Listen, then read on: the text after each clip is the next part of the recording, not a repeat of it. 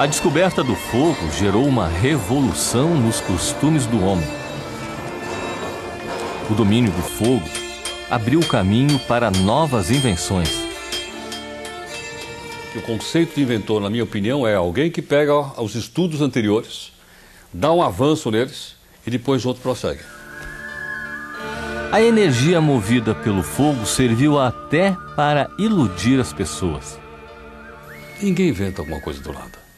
Alguém tem que ter estudado isso antes de mim. Vou dar um exemplo. A máquina a vapor apareceu no finalzinho do século XVIII na Inglaterra, desenvolvida por um cara chamado Newcomen. Aí você olha os livros em inglês assim, o inventor da máquina a vapor foi Newcomen. Muito bem. Se eu voltar a 3 séculos antes de Cristo nascer, na cidade de Alexandria, no Egito, tinha um mágico. Esse mágico tinha uma esfera de metal que girava sozinha sem que ele colocasse a mão. E as pessoas pagavam porque ele era mágico. O truque era o seguinte, era uma esfera de cobre, oca, na qual ele colocava água até a metade. E ela tinha 2 canudinhos para sair o vapor. Aquilo era colocado dentro de um braseiro, em cima de um braseiro. Quando a água fervia, o vapor saía, a roda, aquela esfera girava. Sabe o que é isso? É o princípio da expansão dos gases. Esse princípio foi usado por quem? Pelo Newcomen, 20 séculos depois, para dizer, eu sou o inventor da máquina a vapor. Então, se não houvesse alguém estudando antes o princípio da expansão dos gases, o Newcomen não teria inventado a máquina a vapor. Ninguém inventa alguma coisa do nada. Principalmente na ciência. A ciência é uma construção. A substituição das ferramentas pelas máquinas, da energia humana pela energia motriz e do modo de produção doméstico pelo sistema fabril constituiu a Revolução Industrial.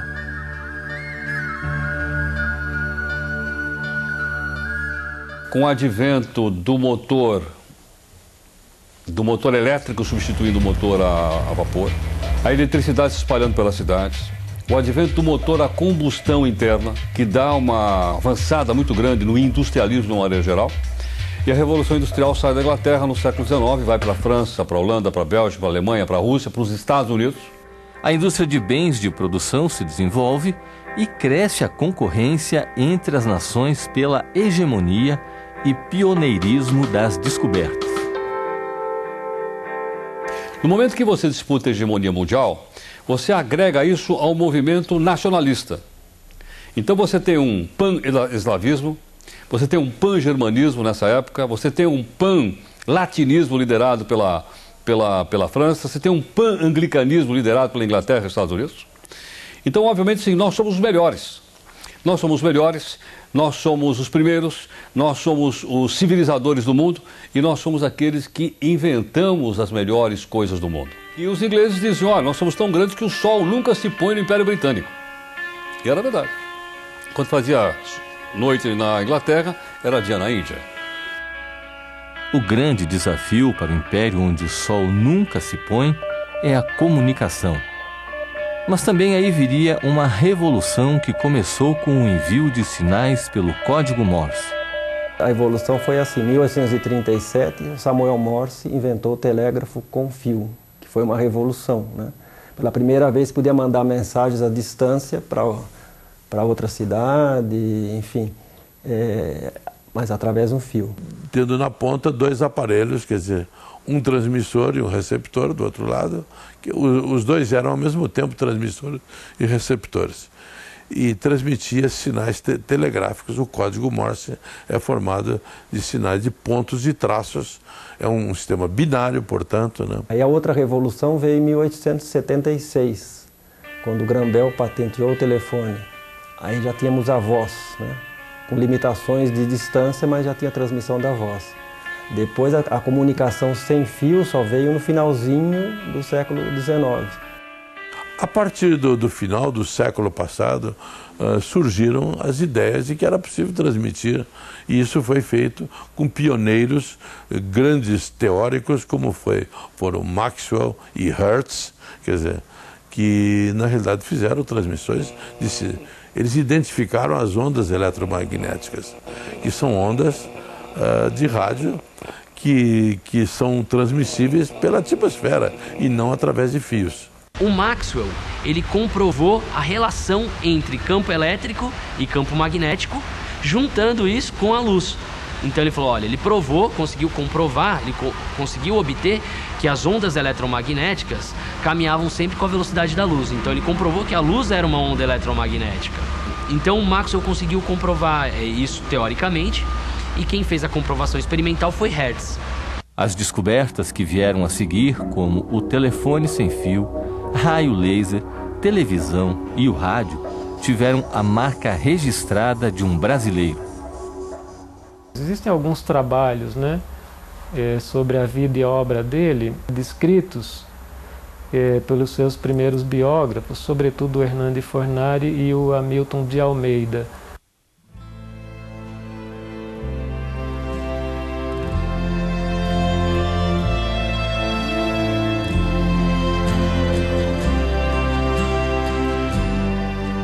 A primeira vez que eu ouvi falar do Padre Landel foi numa aula na Faculdade de Jornalismo da Fundação Armando Álvares Penteado, a FAAP. Uma aula do curso de rádio, que o professor era um chileno, Júlio Zapata, e ele que surpreendeu todo mundo dizendo que, né, vocês aprenderam que o Marconi foi o inventor do rádio, mas não foi, foi um brasileiro, foi um padre. Então aquela história, assim, além de ter me surpreendido, me impactou muito, né, pela injustiça cometida com esse sacerdote. E foi aí que eu comecei a pesquisar, incentivado também por esse professor, porque ele, em todo momento da aula, ele dizia que essa história não está completa, mais coisas vão surgir com o decorrer do tempo. Existe um livro, apenas um livro a respeito, que era do Hernani Fornari. E foi aí que eu comecei a pesquisar, em 76, e não parei até hoje. No início do século XX, o padre Roberto Landel de Moura colocou o Brasil entre as grandes potências da ciência. Mas a genialidade não foi suficiente para ele deixar de ser um ilustre desconhecido. O padre Landel de Moura é um dos exemplos mais contundentes desse complexo do colonizado. É tanto que ele tentou, quando fez a invenção do rádio, em cima da radiodifusão, ele tentou inicialmente fazer valer esse seu invento aqui no país, mas não teve sucesso. Daí então ele teve que ir para os Estados Unidos, onde ele registrou as patentes. Ele tinha mais aqui, ter ido para os Estados Unidos e não ter voltado mais. Ter ficado lá, pelo menos lá ele teria sido valorizado, teria sido respeitado e talvez reconhecido há muito tempo. Mas ele tinha amor à sua pátria, ele queria que o Brasil recebesse isso, o seu país. E o que o seu país deu a ele? Anonimato. O anonimato? E nós estamos aqui tentando fazer o que agora? Fazer com que ele ressurja das cinzas como uma fênix? Mas uma coisa é certa, nós estamos fazendo aquilo que não foi feito no passado. Bom, eu acho que o Landel de Moura tem que ser colocado no panteão dos inventores da segunda metade do século XIX, ou seja, da segunda fase da Revolução Industrial. Tem um panteão ali e ele tem um lugar ali dentro desse panteão. Né? Só que ele não é inglês, ele não é irlandês, ele não é francês, ele não é sueco, não é alemão, é brasileiro. Enquanto nós, brasileiros, não dermos o devido crédito a Landel de Moura, o devido valor e o reconhecimento que ele foi um cientista que, por primeiro, transmitiu a voz humana sem uso de fios, não serão os estrangeiros, não serão norte-americanos, ingleses ou italianos que o farão. O que se vê é que cada país promove o seu. O padre Roberto Landel de Moura deveria estar 100 anos-luz à frente da sua época, porque ele foi um gênio. Ele descobriu várias outras coisas. O rádio foi um dos inventos do padre, mas não foi o único. O pai que criou o rádio, que foi o precursor da fibra óptica, da televisão, é, sem dúvida, o padre Landel, como ele gostava de ser chamado. Penso que o Congresso Nacional, seguindo uma iniciativa do senador Sérgio Zambiase, que me antecedeu aqui nesta casa como radialista, de considerar como um herói da pátria.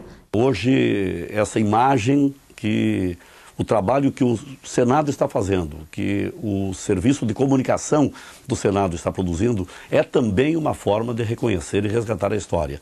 Este trabalho todo que vocês fazem seguramente ajuda a consolidar, né, uma imagem que infelizmente ficou esquecida por muito tempo, mas a partir deste movimento, né, seguramente ele é um acelerador para que finalmente o Brasil veja em Landel de Moura este herói, né, e ao mesmo tempo, né, se possa estimular que mais brasileiros continuem produzindo, continuem inventando, continuem consolidando a imagem do Brasil.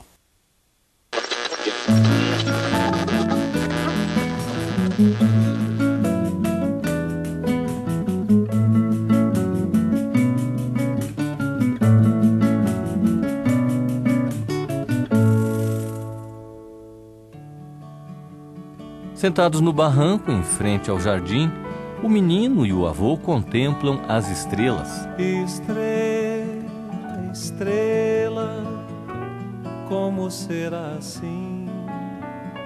Tão só e nunca sofrer.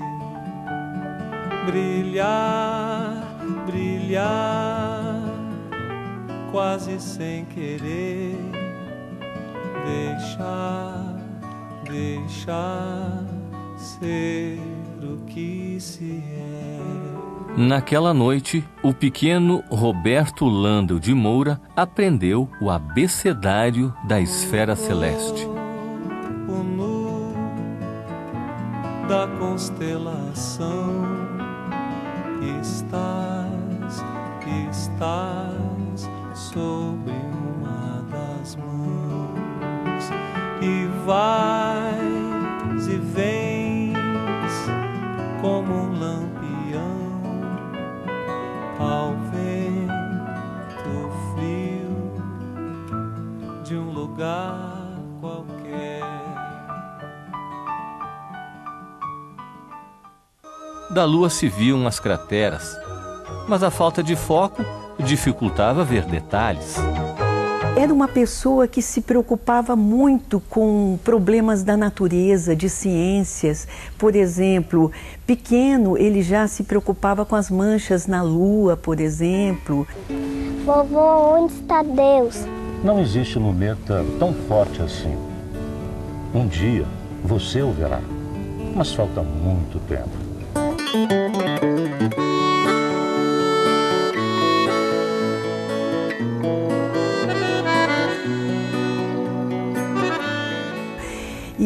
E também ele tinha um espírito assim de muita solidariedade, ele se preocupava muito com os pobres.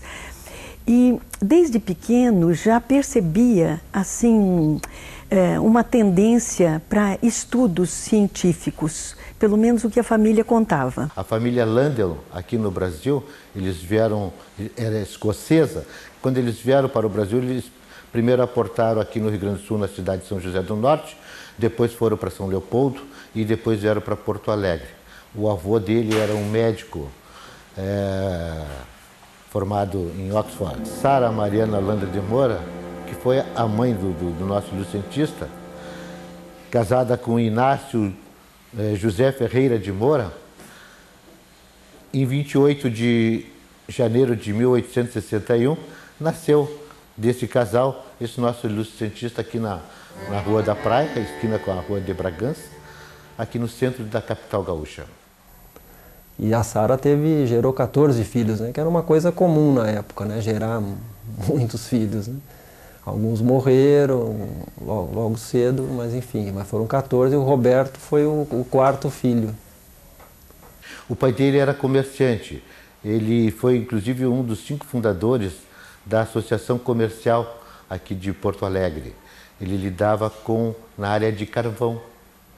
Ele era um empresário nessa área. Era pernambucano e veio para cá para trabalhar no grande comércio. Família do Landel de Moura, uma família que, como todas as famílias da elite da época, primava ou prezava a formação de seus filhos. E O Landel de Moura e seus irmãos, todos eles estudaram.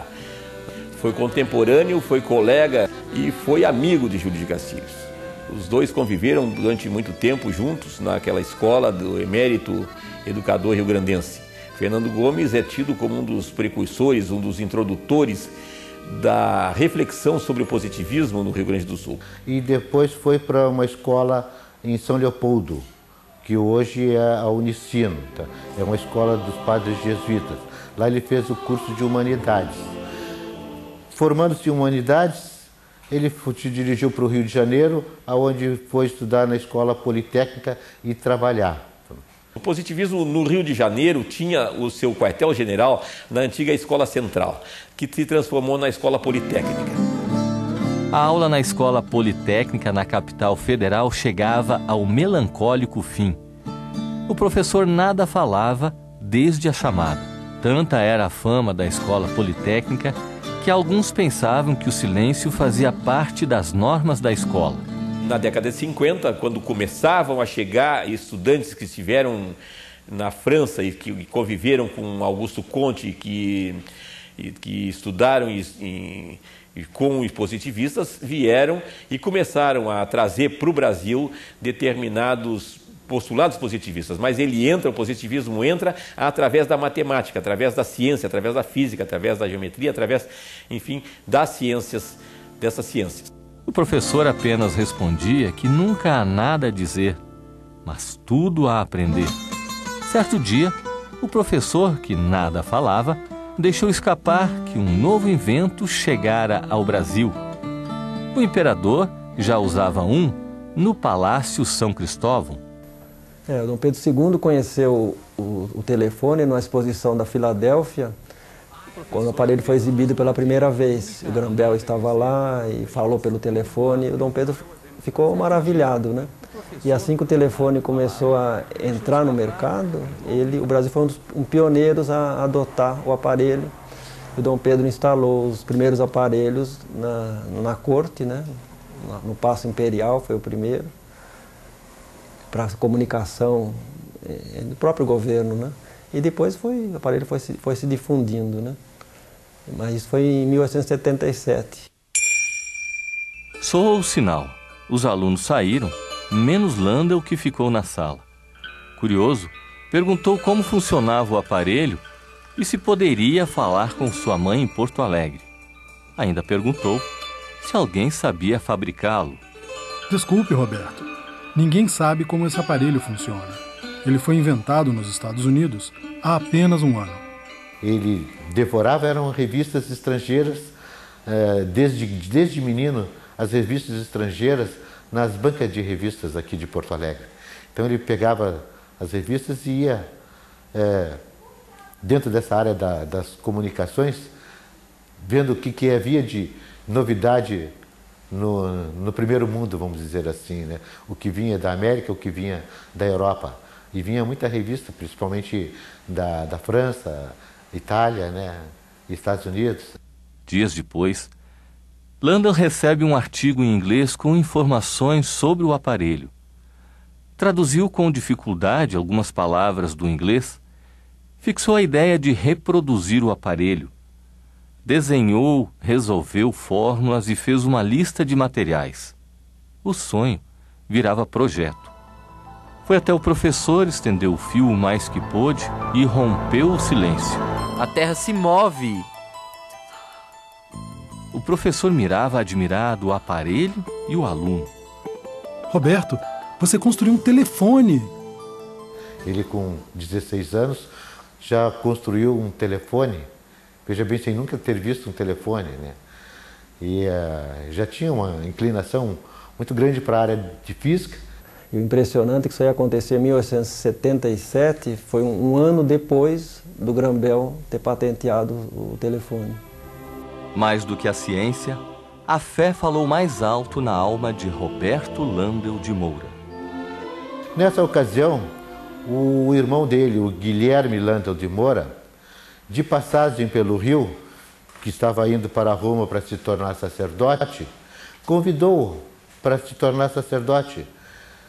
Roberto, eu estou indo para Roma, vou me tornar padre, tu não queres ir? E o Roberto aceitou o convite, pensou e foi junto com o irmão.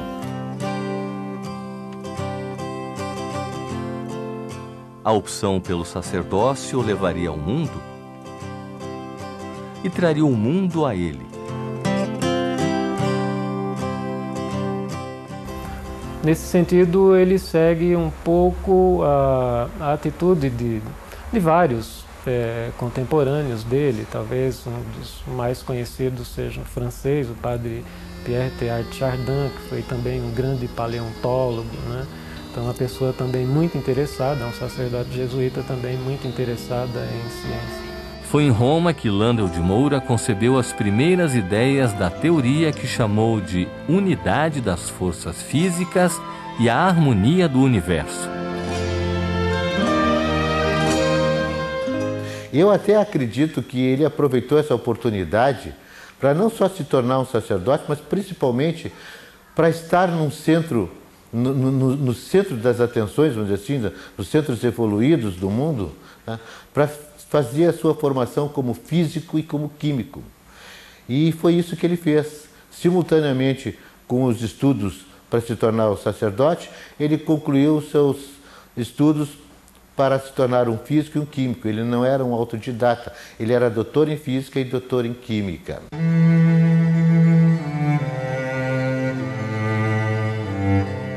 Querida mãe, será uma grande satisfação revê-la, finalmente, após 8 anos em Roma. Vim rapaz e volto sacerdote. Peço a Deus que me ilumine. Meu caderno está cheio de ideias à procura de um método. Ficaremos algumas semanas juntos. Pedirei para voltar ao Rio de Janeiro. Gostaria de... Landel interrompe a carta que nunca retomará. No papel, ficará apenas a contribuição que deu ao mundo científico. Quando ele volta para o Brasil, depois de ordenado sacerdote em Roma, no fim de 1886, ele passa pelo Rio de Janeiro. Ele ficou poucos meses ali. As ideias de Roberto Landel de Moura sobre as comunicações eram tantas que chamaram a atenção do governo do Império. O que o Hernani Fornari, o primeiro biógrafo do Landel, conta é que os dois teriam travado várias conversações científicas, né? Que o Dom Pedro era muito curioso nessa área, o padre era um cientista também, e que eles teriam conversado sobre transmissão de som, a distância, né? As possibilidades, que naquele momento era uma possibilidade, né? Dom Pedro II era baixo, trocava nomes e lugares, mas ainda era um dos sábios do Império. Os dois falaram do telefone. O imperador fez questão de frisar. Sabia que eu fui o primeiro a atender uma ligação? Disse simplesmente, essa coisa funciona.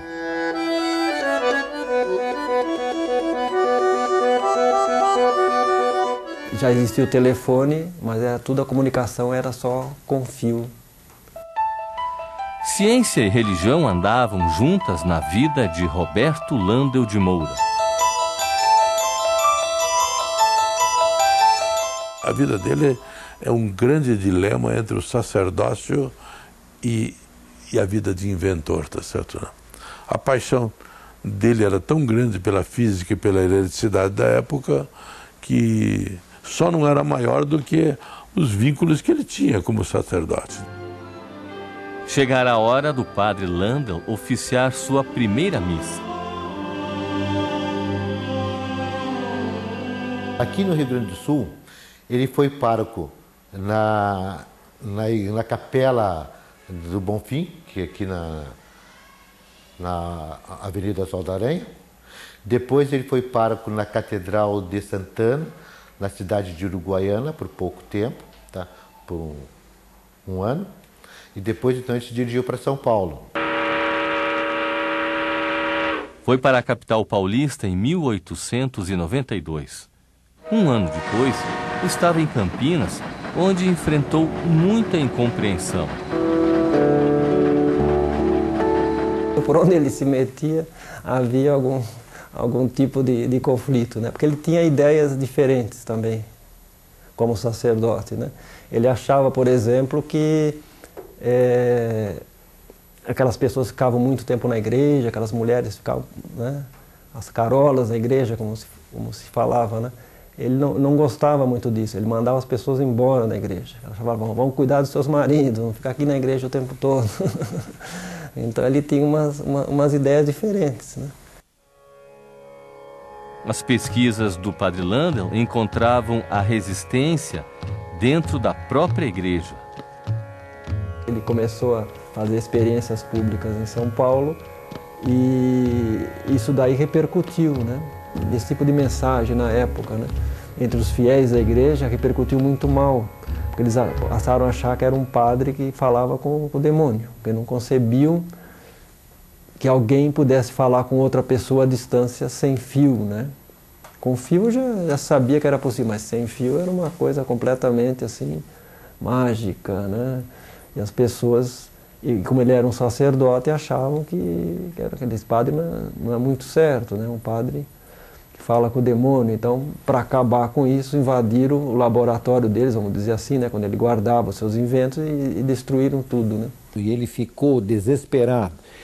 E naquela oportunidade, ele chegou até a pensar em desistir de tudo. E quando eu entrevistei, era o Benedito Olegário Berti, também em 1976, ele tinha 80 e poucos anos e pelo que me contaram, ele passou a vida inteira falando do Padre Landel, que ele tinha conhecido quando tinha 11 anos.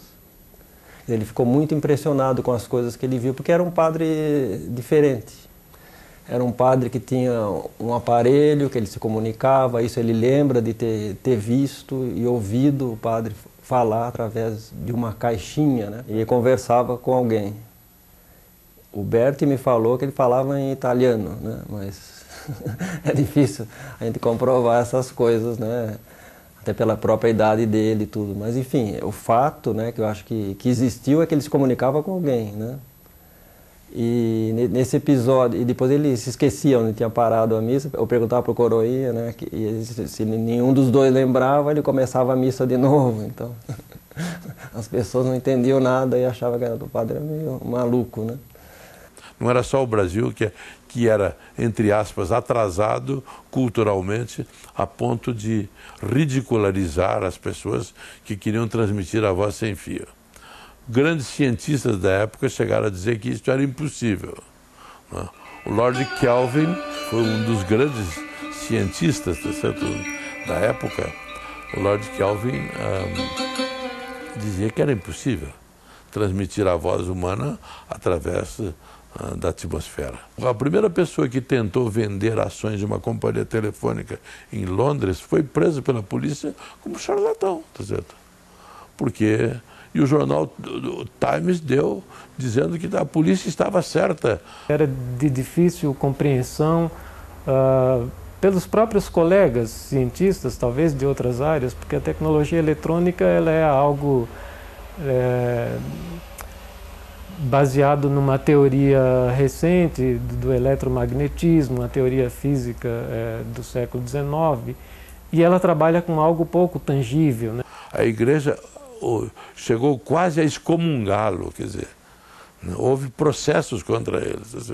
Havia uma ala da igreja que era absolutamente contra qualquer atividade, entre aspas, chamada de pesquisa científica, né, por qualquer sacerdote, para que ele fosse também excluído, para justificar punições, sanções e impedi-lo de continuar. Tá certo?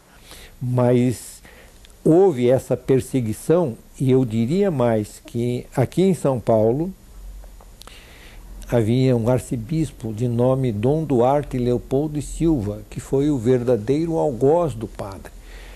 O arcebispo, ele transferia muito padre de paróquia, se verificar, e se fizer um levantamento vai verificar que ele teve em Santos, teve em Campinas, depois teve em São Paulo, mas de São Paulo ele foi mandado para o interior. Padre Landel de Moura era um homem visionário.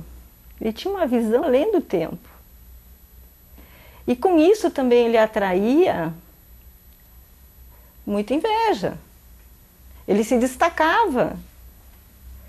E isso, aos olhos dos superiores, não era algo muito bom, que é o que acontece hoje em dia na nossa vida, não é?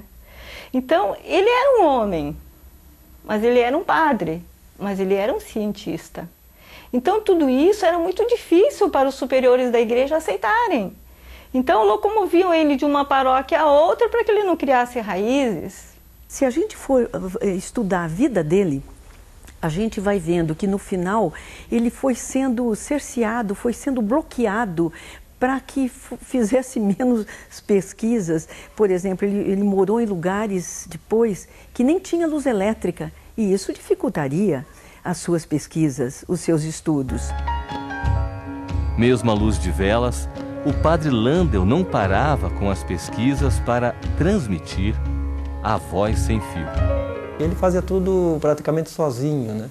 Ele tinha que comprar a matéria-prima, tinha que projetar, evidentemente, né, o invento, depois construir as peças, né? Não é como hoje em dia que você encontra peças prontas, você tem que construir peça por peça. Enrolar a bobina é um procedimento muito complexo. O padre Landel não tinha um companheiro de invenção como teve o Grambel. O Grambel trabalhou junto com o Thomas Watson, que era uma pessoa extremamente habilidosa, né, muito mais do que o Grambel, na realização física dos objetos, dos aparelhos, né, e das ligações. Né. Come here, I want you. Mr. Bell. Mr. Bell.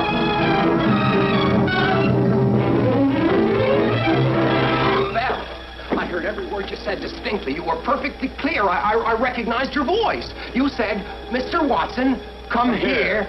I want you.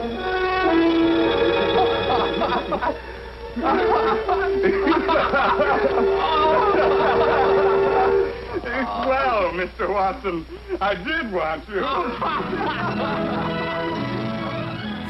E você sabe que o Conan Doyle, o escritor inglês, né, criou a figura daquele detetive, tá certo, né, que tinha como auxiliar um Thomas Watson. Elementar, meu caro Watson.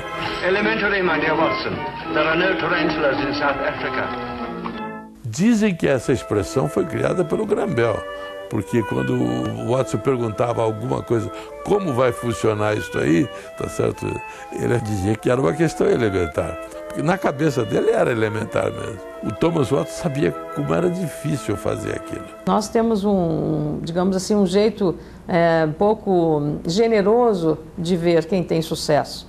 E isso começou na própria ordem da qual ele participava, religiosa, passa a parte civil e parece que a gente gosta mais do que é de fora. Sem apoio, né, institucional do governo, a coisa fica muito mais difícil, né?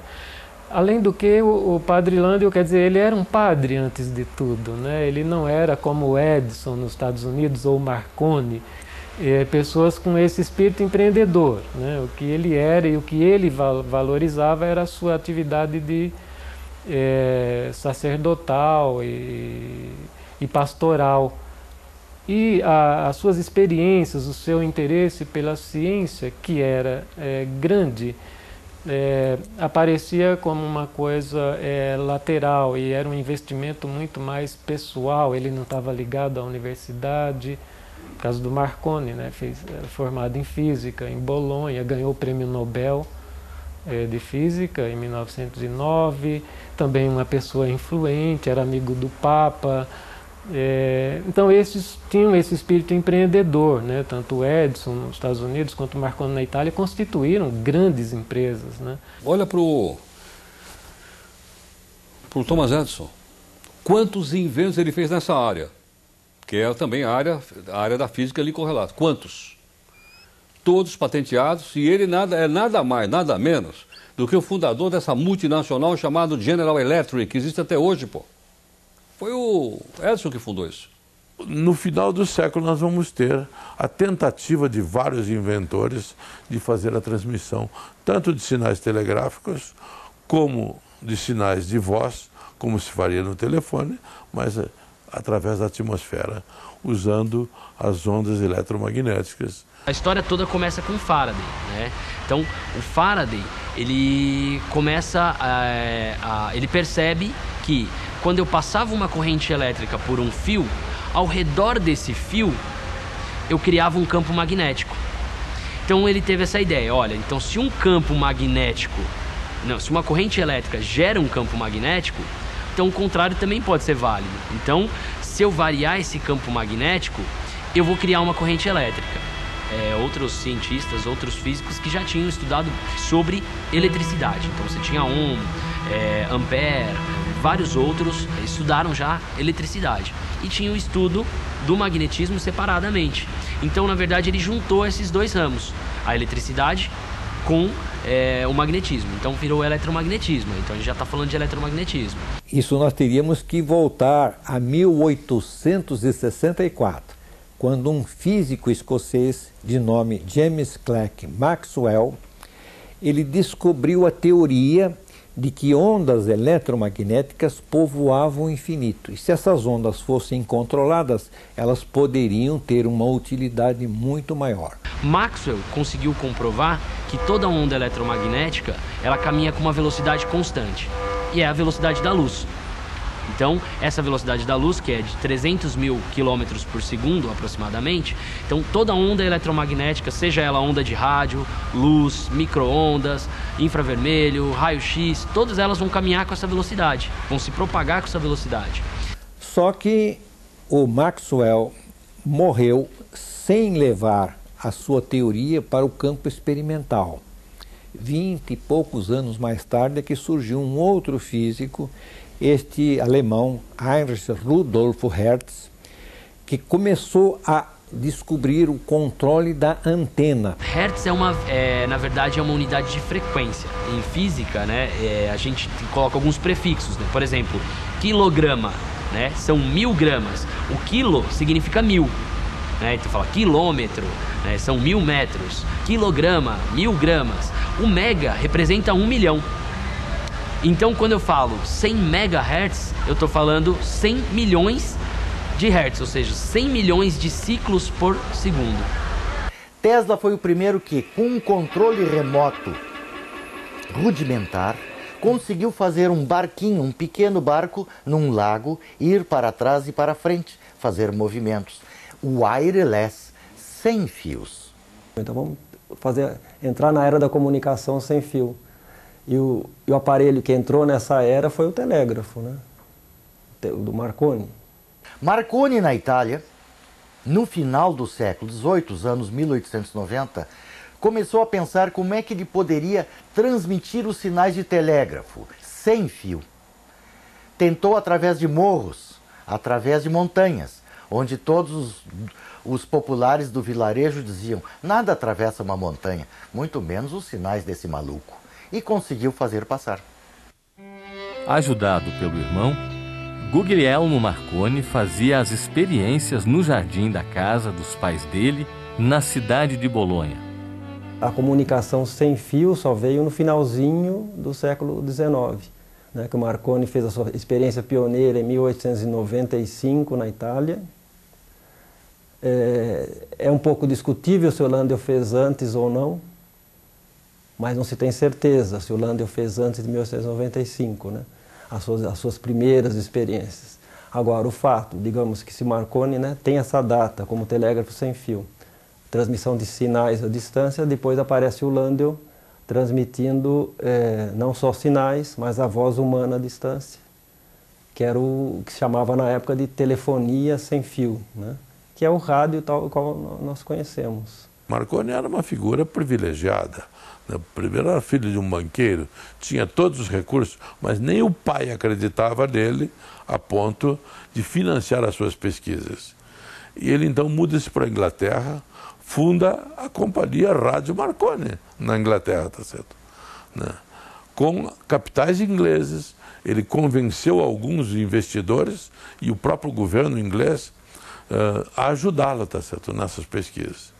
E é onde ele vai obter sucesso, a ponto de 1895, ele já está fazendo as primeiras transmissões de sinais telegráficos a curta distância, e em 1901, inaugurando o século XX, ele transmite sinais telegráficos da Inglaterra para o Canadá, tá certo? Cruzando o Atlântico. Il 12 dicembre 1901 ebbe luogo la prima trasmissione radio attraverso l'Atlantico. Marconi riuscì a collegare la scoperta delle onde elettromagnetiche con apparecchiature come il generatore di righi e il rivelatore di Branly e Lodge. A Pontecchio nel 1895 riuscì a trasmettere un segnale a 1,5 chilometri di distanza. La sua invenzione, rifiutata dal governo italiano, fu invece poi brevettata come telegrafo senza fili in Inghilterra. Foi a primeira transmissão intercontinental de sinais. Daí adiante, Marconi criou e patenteou uma rede universal de transmissão de sinais por telégrafo.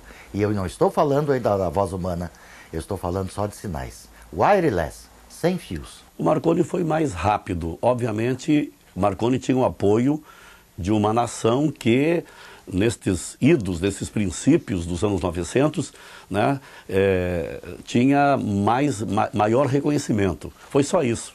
O London Moore perdeu exatamente para o poder econômico. Na época, London Moore perdeu para uma potência econômica e uma potência cultural. Demonstração realizada por Marconi do seu sistema de transmissão sem fio na planície de Salisbury, na Inglaterra, em meio ao ceticismo de oficiais das Forças Armadas e funcionários dos Correios.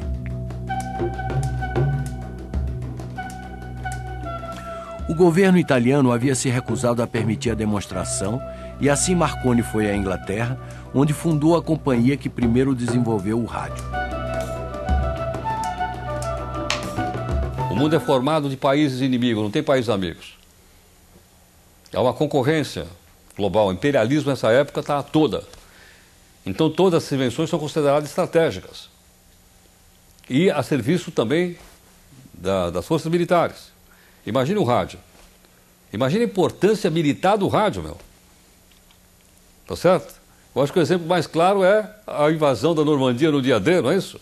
Quando a BBC tocou um pedacinho da Nona Sinfonia do Beethoven, que era o código de que a Europa deve ser invadida. Veio pelo rádio, por ondas eletromagnéticas. Olha a importância estratégica e militar disso. Além de dar apoio a Marconi, o governo inglês também tinha interesse em acompanhar as experiências do padre Landel. Ele era de origem escocesa e ele chegou a receber um convite da Inglaterra. Eles financiariam tudo desde que ele assumisse a sua naturalidade do país de onde ele era oriundo, né, da Escócia, e a Inglaterra então seria o país que teria como o seu filho o inventor da radiodifusão no mundo.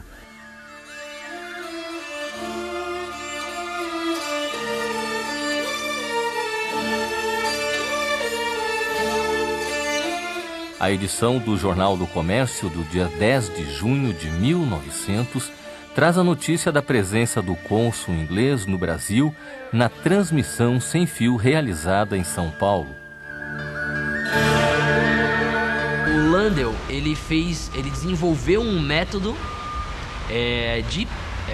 de conseguir enviar também uma onda eletromagnética, só que ao contrário do Marconi, que enviou ondas de rádio, Landel enviava ondas de luz. Então, tá aí a diferença básica entre o Landel e o Marconi, ao fato que quando a gente pega e fala de ondas curtas, a gente consegue transmitir a longas distâncias, inclusive com obstáculos, né? Os jornais trataram primeiro como uma coisa inusitada, mas sempre, como não havia conhecimento científico da parte dos jornais e nem na própria sociedade para fazer uma avaliação correta do invento, havia sempre uma ponta de desconfiança, tá certo? O padre Landel fez diversas experiências em São Paulo. O Estado de São Paulo, o jornal, publicou essa notícia aqui. que é o mais antigo registro que se tem de experiência dele, né? Foi em 1899, dia 16 de julho de 1899, entre Santana e Avenida Paulista. Quando o padre Roberto Landel de Moura começou a fazer as suas transmissões, não havia nem microfone nem alto-falantes. Então ele falava por intermédio de uma válvula que ele havia inventado. Uma réplica do aparelho usado na primeira transmissão de voz à distância sem fio está no Memorial Landel de Moura, em Porto Alegre. O Marco Aurélio Cardoso Moura é nosso amigo, tá? E ele gosta muito dessa área, se dedica à construção de galenas e assumiu o desafio, vamos dizer assim, de construir uma réplica do transmissor de ondas do Padre Landel. Não foi fácil. Foram 2 anos de labuta, de trabalho, porque ele tinha que testar, fazer os trabalhos de marcenaria, fazer os trabalhos para confeccionar o microfone, que justamente o problema, como ele diz, está justamente na confecção do microfone. Porque o nosso cientista, ele não deixou escrito as medidas e os materiais que ele utilizou. Também não ficou registrado o local exato da transmissão feita na Avenida Paulista. Esse ponto aqui, do Pátio do Colégio Santana, foi um ponto exato da transmissão do Padre Landel de Moura, a primeira experiência de transmissão do rádio do mundo, tal como foi noticiado por jornais da época. Na Avenida Paulista não se tem uma certeza absoluta do ponto. Nesse lugar aqui, que é o vão do MASP, na Avenida Paulista, funcionava um restaurante no final do século XIX e tinha uma ampla visão para a zona norte da cidade, que é onde foi colocado outro aparelho de emissão e recepção do Padre Landel. Sabemos que foi numa distância de 8 quilômetros em linha reta, o que dá mais ou menos nesse ponto onde nós estamos agora, próximo ao pátio do hoje Colégio São Luís. Na época, funcionava aqui, no final do século XIX, um colégio anglo-brasileiro de Charles Armstrong. Em uma das experiências, que se sabe com certeza que na de junho de 1900 esteve presente o cônsul britânico, Percy Charles Parmenter Lupton, e era um colégio anglo, né, anglo-brasileiro, onde se ensinava inglês. As dúvidas viram certezas quando o assunto são as patentes registradas pelo padre cientista. Essa aqui é a patente brasileira do Padre Landel, que é toda manuscrita, tem várias páginas com descrição dos seus inventos, que aqui diz que era para um aparelho destinado à transmissão fonética à distância, com fio e sem fio, através do espaço, da terra e do elemento aquoso. Por isso é que dá para considerar que esse documento aqui é praticamente a certidão de nascimento do rádio. E nasceu no Brasil. No dia 9 de março de 1901, foi o primeiro aparelho de transmissão de voz à distância sem fio que foi patenteado no mundo. O Reginald Fessenden, um canadense. Também patenteou seu aparelho de transmissão de voz, mas mais tarde, no Canadá e nos Estados Unidos também. Mas ele patenteou no final de 1901. Então a patente brasileira é a precursora do rádio. O rádio, então, no início do século, era alguma coisa tida como uma miragem. Não havia, digamos, capacidade de entender que essas mudanças iriam transformar o mundo. Sem apoio no Brasil, Landel foi aos Estados Unidos, onde foi destaque na imprensa local.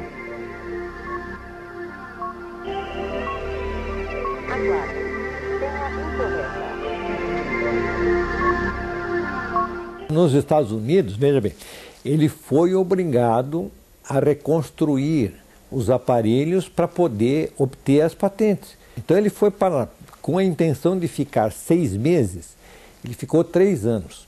Demorou tanto tempo lá nos Estados Unidos, em decorrência que ele era um fumante inveterado. Então ele tinha sérios problemas de pulmão. Então, volta e meia, ele tinha que pedir licença para o departamento de patentes para fazer o seu tratamento de saúde em Cuba. O Departamento de Patentes dos Estados Unidos, um dos mais famosos do mundo, era extremamente exigente. Ele é o pioneiro brasileiro a ter inventos patenteados no exterior. Diante da repercussão nos Estados Unidos, Landel volta ao Brasil, mas sofre grande decepção.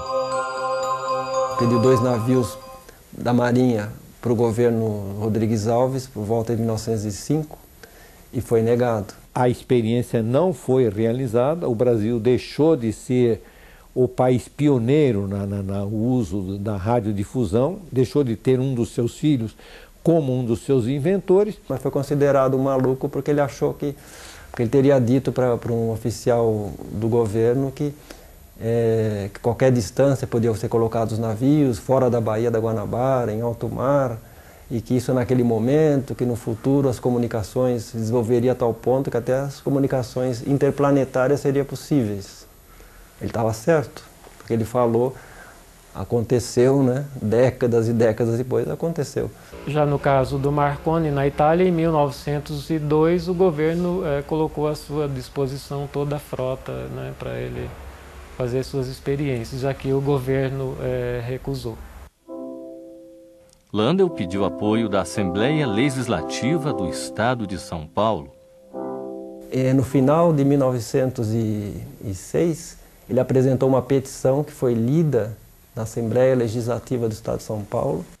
Essa petição foi lida em plenário, foi analisada e meses depois foi arquivada. Ele estava solicitando recursos para industrialização do rádio. Ou seja, seria uma coisa, ainda nessa data, né, pioneira no mundo. Porque a radiodifusão só começou a se desenvolver depois de 1910. Estamos falando de 1906, 1907. Né? Padre Landel volta-se para as atividades paroquiais, chega a Caconde, onde inaugura a Igreja Nossa Senhora Aparecida. Passa por Botucatu e vai para Mogi das Cruzes, onde descobre o perianto.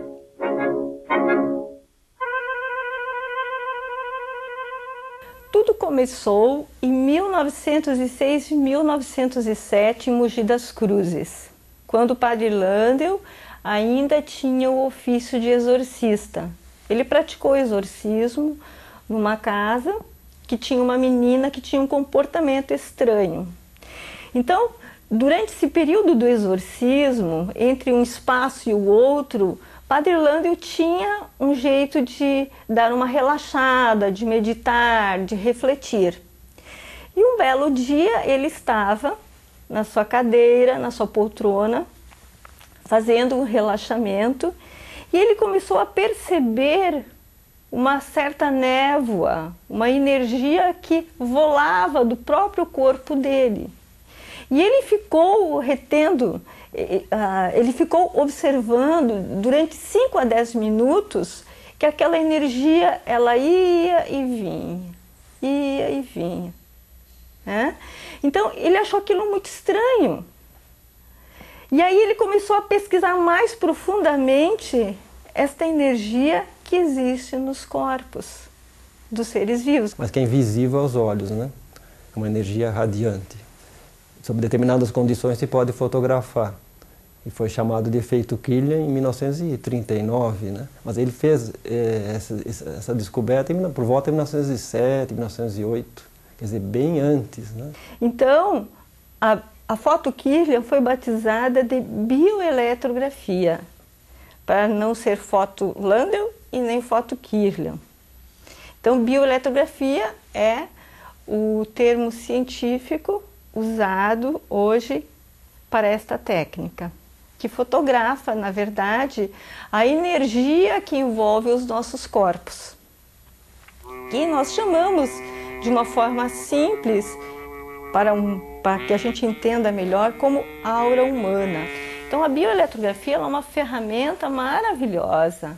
Ela vem para ajudar as pessoas a prevenir a sua saúde, o estado de saúde, tanto a nível psicológico quanto a nível físico.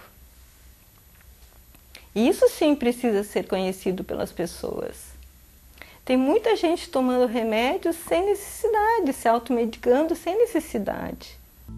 Após 16 anos longe da capital gaúcha, Landel volta para Porto Alegre. Mas ele voltou e também teve outros dissabores aqui e terminou tendo até que ficar recolhido a não poder se manifestar a respeito dos inventos e dos trabalhos que ele realizava. Ele foi condenado a um silêncio obsequioso. Padre Landel não fala, mas escreve. Nesta caderneta que está no Memorial Landel de Moura, estão anotações sobre as pesquisas. Essa caderneta é da década de 1910 a 1920. Esse eu acho que é o período que está ali.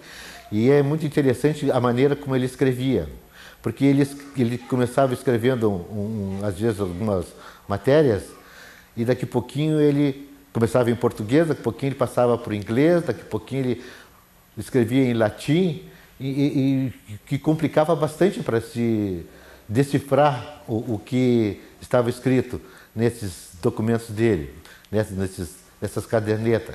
E também ele virava a caderneta de repente e começava a escrever o contrário. E é interessante porque ele é uma pessoa, é um polímata, né? Quer dizer, uma pessoa que tem interesse em vários campos, né? Além da física e química, que contribuíram mais diretamente, acho, para os seus desenvolvimentos e os seus experimentos.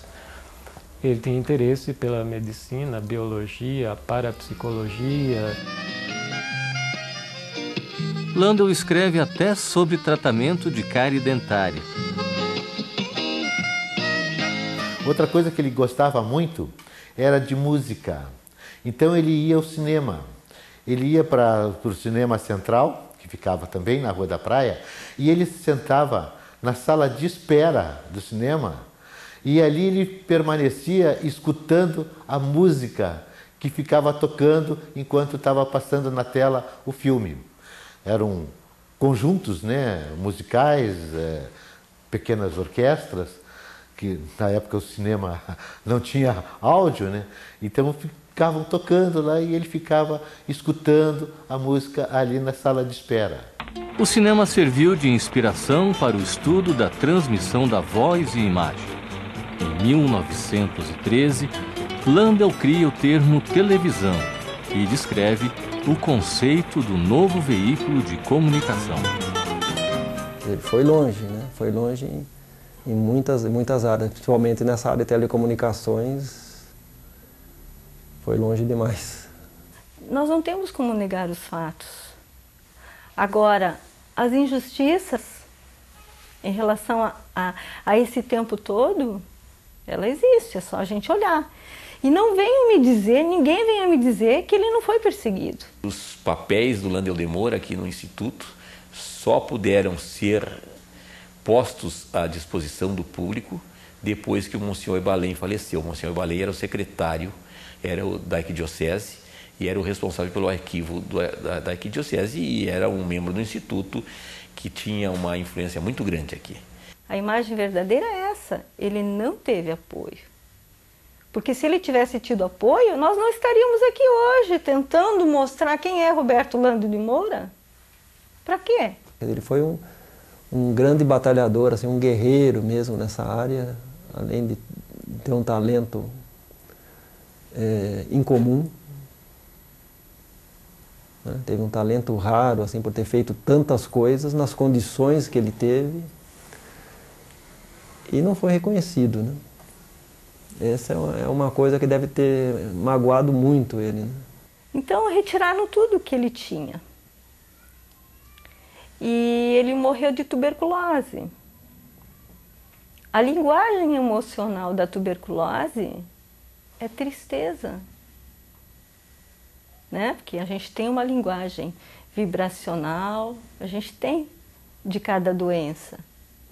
E a tuberculose, porque, claro, tem tanta gente que fuma e não morre de tuberculose, não morre de uma doença relacionada a isso propriamente. Mas na época ele morreu de tristeza, que ele não via mais algo melhor para a vida dele. E morreu muito cedo, com tanta coisa por fazer.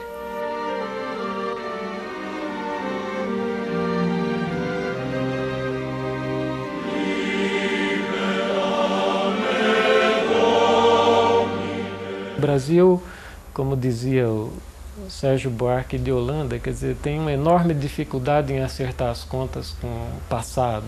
É isso. Esses complexos nós temos que ir quebrando, né? E quebrando aos poucos, porque nós precisamos entender o Brasil com a genialidade dos seus inventores. Esse livro aqui italiano, do Piccola Scatola, é um livro sobre o rádio, que foi escrito por uma jornalista italiana, Laura De Luca, e por um sacerdote, membro do Vaticano, Walter Lobina. E aqui está dito claramente, né, que na patente do Marconi falta um elemento fundamental que estava presente na invenção do brasileiro, a transmissão da voz. Ou seja, de alguma maneira a Itália reconhece que o Brasil, que cabe ao Brasil esse pioneirismo, né, da invenção do rádio, que cabe ao padre Landel, e ele ainda não é reconhecido, né, pelo governo brasileiro, que é uma coisa que falta. Espero que em algum momento, pelo menos nas escolas de comunicação, ele seja melhor tratado, mais bem analisado. As universidades ainda não descobriram Landel de Moura, mas no Colégio Militar de Porto Alegre, as pesquisas do padre são estudadas.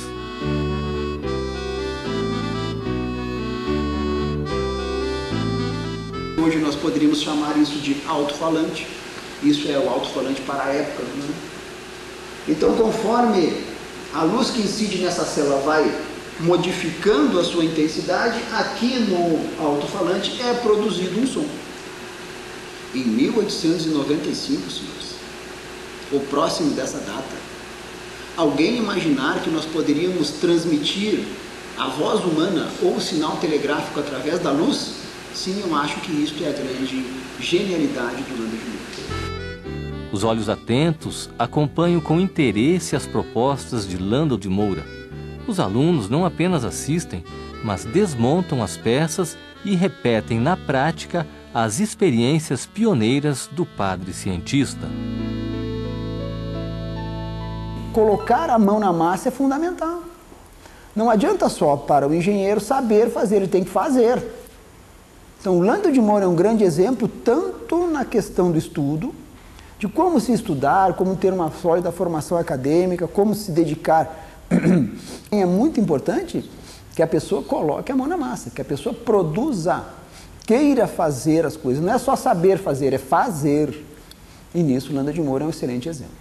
Acredito muito em vocês da comunicação, do jornalismo, porque eu acho que vocês ajudariam muito a todas as autoridades a mover as pessoas que têm o poder dessa caneta na mão, de poder decidir essas coisas todas, de nós fazermos uma corrente para poder que haja o reconhecimento internacional das suas descobertas. Eu acho que todos falhamos. Nós da comunicação, os historiadores de forma geral, a própria Igreja Católica, né, que de alguma maneira sufocou um pouco deste processo, porque ela poderia, como igreja e como instituição, também ajudar a reverenciar essa história tão bonita. Então foi uma falha coletiva, uma falha geral que agora, né, começa a ser resgatada, começa a ser recuperada, e eu espero que com isso, né, o Brasil se veja reconhecido mundialmente através desse visionário que em época tão remota já tinha essa percepção, essa visão de futuro e da importância, né, dos seus inventos, da importância da sua dedicação a esses estudos, mesmo sem qualquer tipo de apoio, mas ainda assim, utilizando-se de sua sensibilidade, de sua inteligência, conseguiu mostrar à época, ao mundo, algo que hoje nós estamos usufruindo e fundamental para que os muros caiam e para que as pessoas estejam cada vez mais próximas.